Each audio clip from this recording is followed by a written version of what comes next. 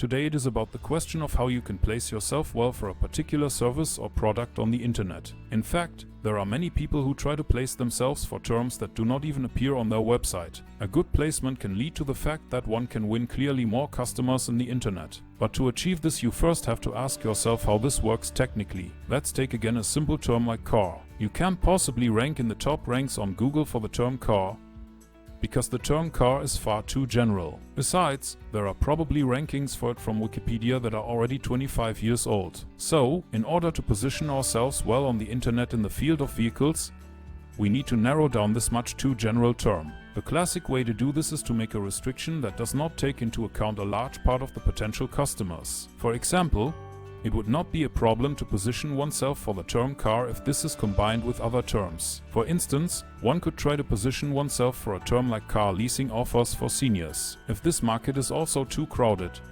then it often helps to make a regional restriction. Most people search in their immediate environment, and Google usually knows where the corresponding device is located. I am quite sure that it should be possible to rank well in Google for the terms car leasing offers for seniors in the Eifel. Now you will probably argue that no one searches for this context. Right. In fact, you are right. But this is not the point in the first step. It's usually about creating a specific positioning that you can build on later. We have done this in the past as well. Before we started selling our courses on the internet, we first created a YouTube channel and uploaded videos about simple automatic trading. These videos were about a programming language called MQL4. This then led to us being found for the term MQL4 in conjunction with other terms. If you look at the search terms that are used in connection with MQL4, then you will very often find in the English-speaking world the search for the term MQL4 tutorial. And exactly this term we then booked as a domain for our website. Of course, that was not all. Today there are far more than 100 videos on this website which deal with the topic MQL4 tutorial. So it is not enough to position yourself on the internet for your technical term with a domain name without content.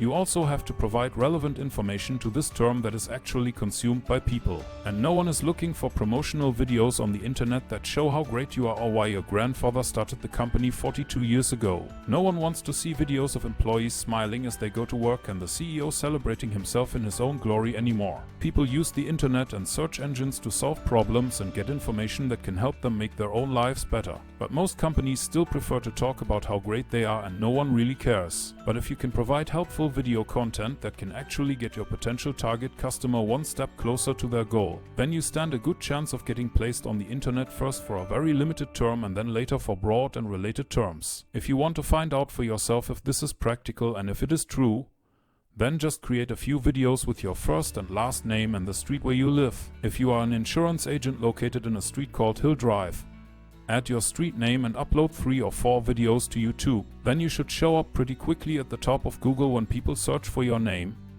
the name of your street and the term insurance agent. If that works, you can expand your positioning to the name of your town or city in further steps.